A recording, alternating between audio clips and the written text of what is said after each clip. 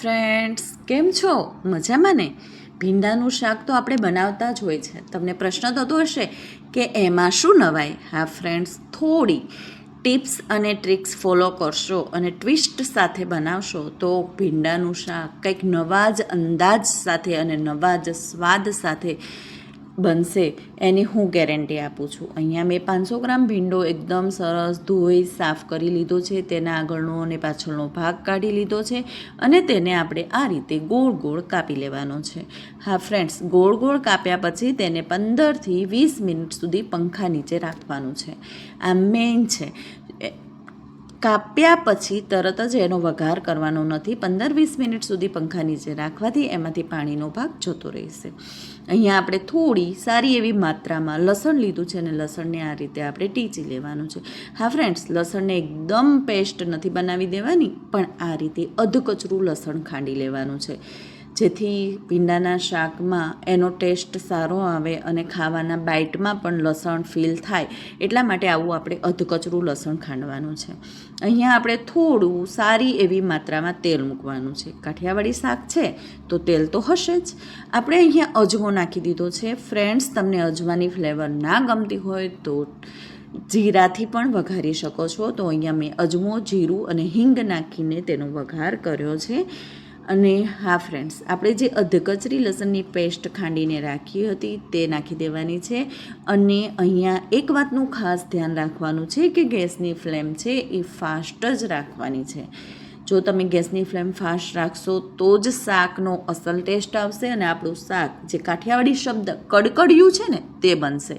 તો અહીંયા આપણે પ્રોપરલી જે લસણ નાખ્યું છે એનો રંગ બદલાઈ જવો જોઈએ, એટલે કે એને તેલમાં એટલું સરસ સાતળવાનું છે કે લસણ વ્હાઈટમાંથી એકદમ બ્રાઉન થઈ જાય ત્યાં સુધી આપણે તેને સાતળીશું. આવા લસણનો આ ભીંડાના શાકમાં બહુ જ સરસ ટેસ્ટ આવવાનો છે. તો અહીંયા આપણે 15થી 20 મિનિટ સુધી જે પંખા નીચે ભીંડો રાખ્યો હતો તેને આપણે હવે વઘારમાં એડ કરી દઈશું. હા ફ્રેન્ડ્સ, એક વાતનું યાદ રાખજો, ધ્યાન રાખજો કે ગેસની ફ્લેમ છે ને એ ફાસ્ટ જ રાખવાની છે. ગેસની ફ્લેમ અત્યારે સ્લો કરવાની નથી. હવે આપણે થોડી હળદર નાખીશું. બસ, હવે આપણે તેને હળદર નાખ્યા બાદ ચલાવી લઈશું. આ સમયે આપણે મીઠું એડ કરવાનું જ નથી.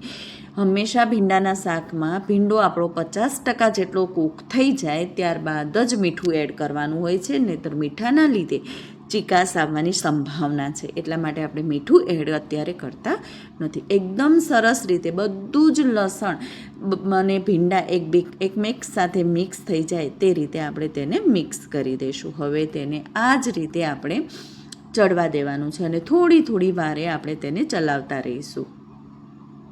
તો ફ્રેન્ડ્સ, તમે અહીંયા જોઈ શકો છો આપણો ભીંડો છે એ 50% જેટલો કૂક થઈ ગયો છે.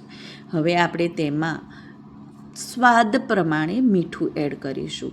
ફ્રેન્ડ, આ જ સમયે તમારે મીઠું એડ કરવાનું છે. મીઠું એડ કરવામાં ઉતાવળ કરવાની નથી. 50% જેટલો કૂક થઈ જાય ભીંડો ત્યારબાદ જ એડ કરીશું. તમે જોઈ શકો છો હું ભીંડો ચલાવું છું, જરા પણ ચીકાશ દેખાતી નથી. આપણે નોર્મલી કેવું થતું હોય છે કે ભીંડાનું શાક કરીએ તો હલાવીએ ભીંડો તો તાતણા થતા હોય છે. તમે જોઈ શકો છો ફ્રેન્ડ્સ, એકદમ કોરો છે આપણો ભીંડો, એકદમ જરા પણ ચીકાશ ફીલ નથી થતી અને થોડી વાર થશે એટલે આપણો ભીંડો ક્રિસ્પી પણ થઈ જશે. તો આ કડકડિયું નવા અંદાજવાળું શાક બનાવવા માટે નાની નાની ટિપ્સ તમે ફોલો કરશો ને તો તમારું શાક પણ પ્રોપરલી બનશે. તો અહીંયા આપણો ભીંડો લગભગ કૂક થઈ ગયો છે, કડકડિયો પણ થઈ ગયો છે, ક્રિસ્પી થઈ ગયો છે. તો અહીંયા આપણે 2 ટીસ્પૂન જેટલું સ્વાદ અનુસાર લાલ મરચું એડ કરી દેવાનું છે. અહીંયા હું કાશ્મીરી લાલ મરચું એડ કરી રહી છું. તમે તમારી ચોઈસ પ્રમાણે એડ કરી શકો છો. હવે આપણે તેને પ્રોપરલી ચલાવી લઈશું.